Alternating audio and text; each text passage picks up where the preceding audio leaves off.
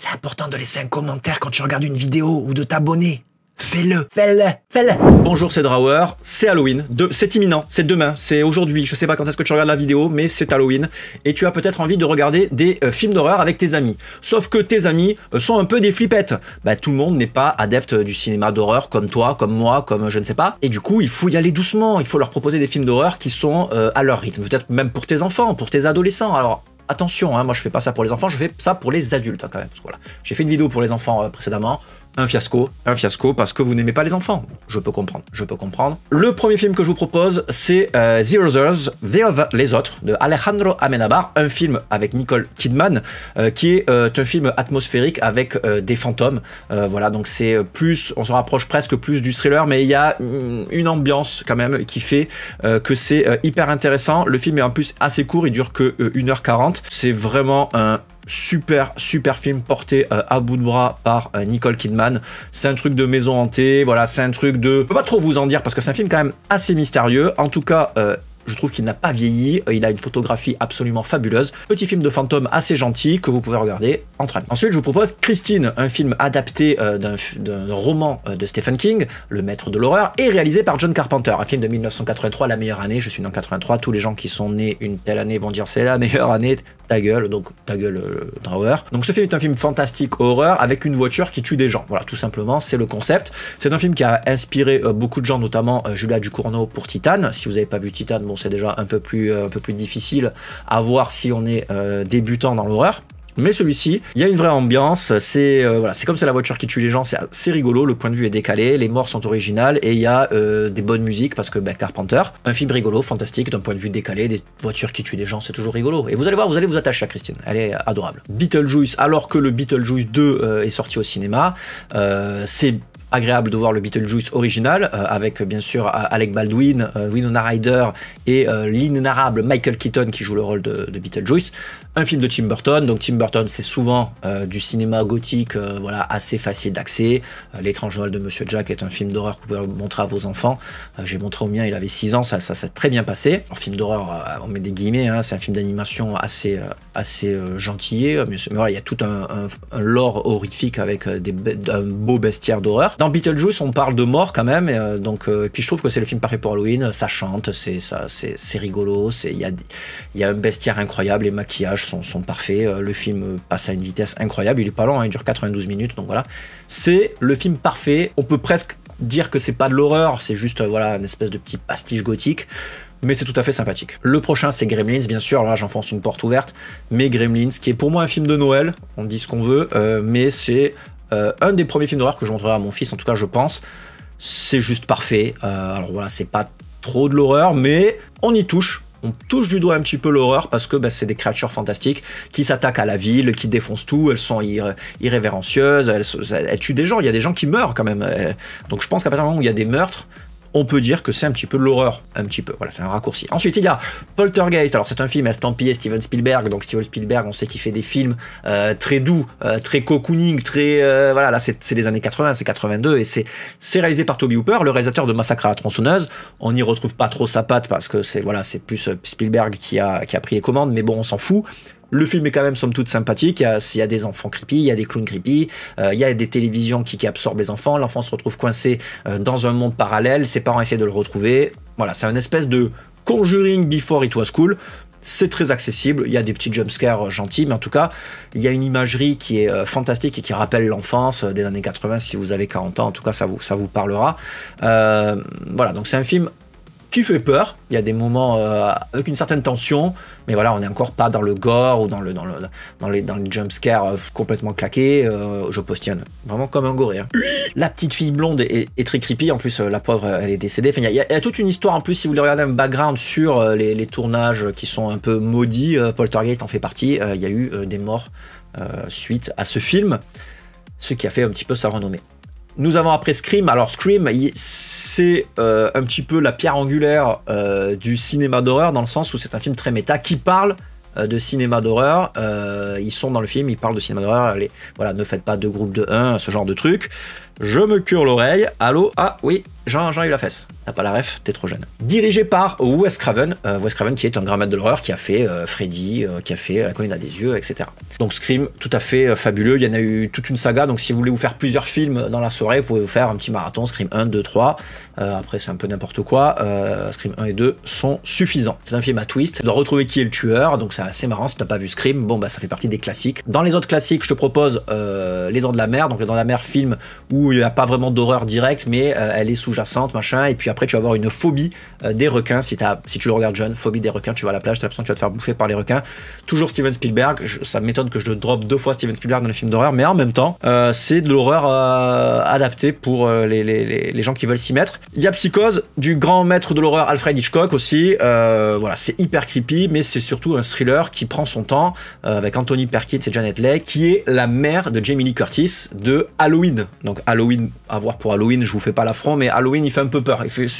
Ça va, ça reste ok. Halloween, je vous le propose pas parce que voilà, c'est évident, mais tu me diras, Les Dents de la Mer c'est aussi évident, Psychose aussi, mais quand même Psychose, tout le monde l'a pas vu. Voilà, c'est une vraie tension, c'est pas trop graphique, voilà, ça se regarde bien, et puis c'est surtout culte.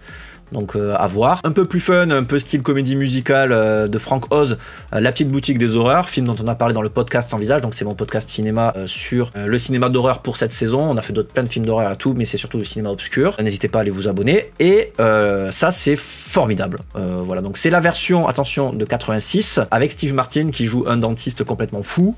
Donc là c'est une plante qui est dans un magasin et qui fait que grandir, il faut la nourrir, et elle est énorme et elle mange des gens après évidemment. Excellentissime et très drôle. Nous avons ensuite dans la comédie d'horreur, bon, là c'est toujours les trucs légers.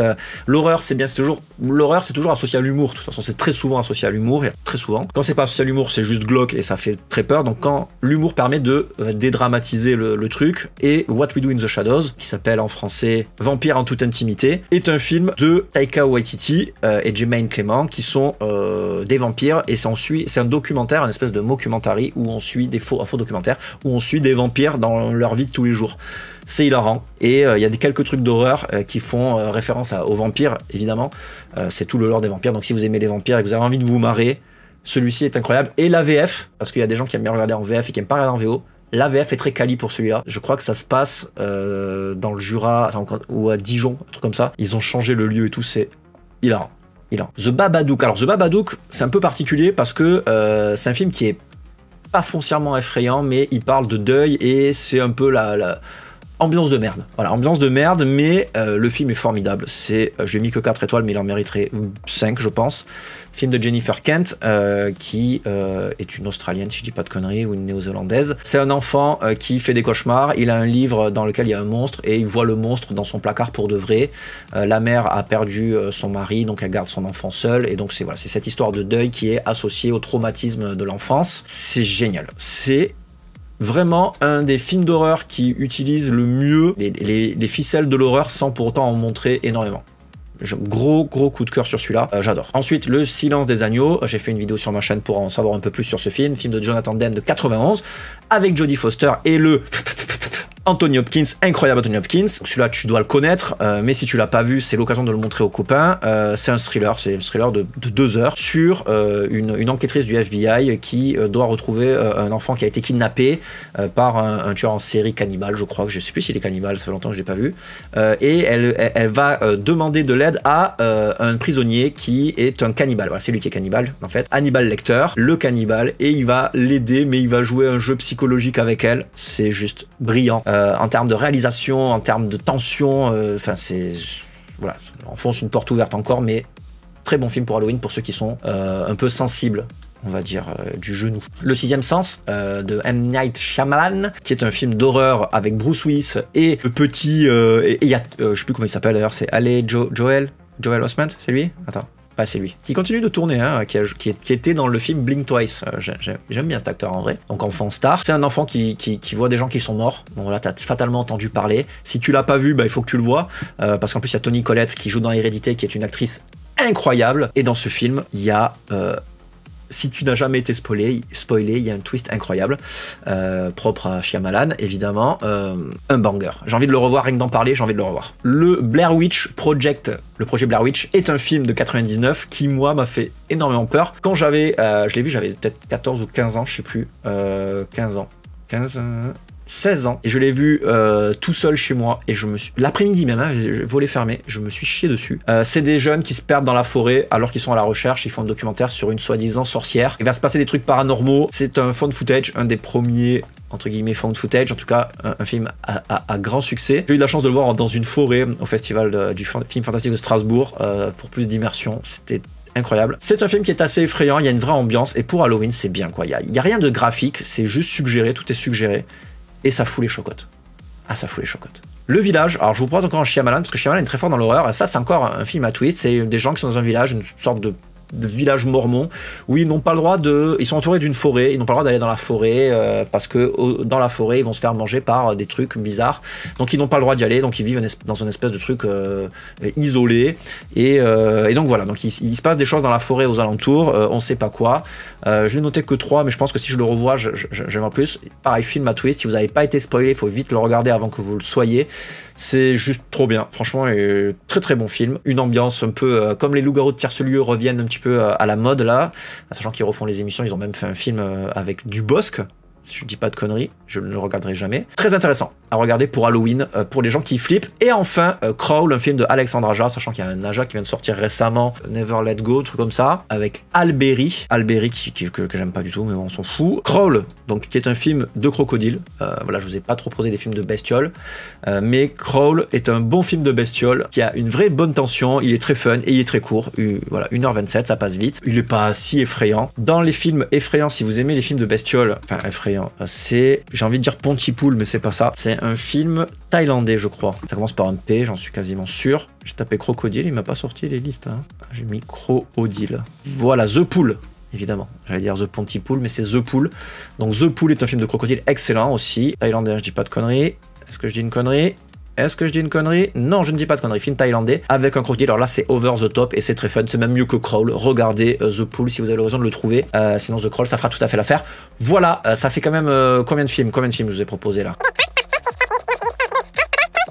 17 films, je vous ai proposé. C'est pas mal. 17 films pour Halloween. Vous avez le choix. Ne faites pas genre que vous n'avez pas le choix. Et vous me direz ce que vous avez prévu de regarder pour Halloween. Moi, j'ai essayé de convaincre mes potes pour regarder des films d'Halloween. Ils aiment pas trop. Alors, du coup, je crois que je ne regarderai même pas de films pour Halloween. Je suis dingue. Voilà. Voilà, je vous raconte ma vie. Mais en fait, je passe la soirée avec les enfants. Du coup, il y a des enfants. Et du coup, on va donner les bonbons aux enfants. Ça, c'est vachement cool. Ils font la tournée des maisons. Les enfants, ils vont récupérer les bonbons. Toi, t'es là. Tu dis que ton enfance, elle est passée. T'aimerais récupérer les bonbons, mais tu les récupères pas. Et après, tu regardes pas de films d'horreur. Tu fais des jeux de société. Bon, bref. Je vous souhaite à tous et toutes un merveilleux Halloween. Profitez bien. C'est vraiment une soirée où on retrouve les potes. On prend des pop-corn, on mange devant un film, putain, on parle devant le film, parlez devant le film. Ayez peur, réagissez, rendez le truc vivant, mais pas dans les salles de cinéma, ne parlez pas pendant les salles, dans les séances, parce que relou. J'ai fait une séance la dernière fois, putain, mais au secours, je suis allé voir Smile 2, il y avait des gars qui s'engrainaient pendant le film, quoi. Parce qu'ils parlaient, ils commentaient, ils disaient, ah ta gueule, et toi ta mère la pute, ta mère. Oh les gars, le respect, putain, soyez cool quoi, on est dans une salle ensemble, on passe un moment ensemble avec des inconnus, un peu de bienveillance. Sur ce, je vous souhaite un bon Halloween et on se retrouve pour une prochaine vidéo. Bisous!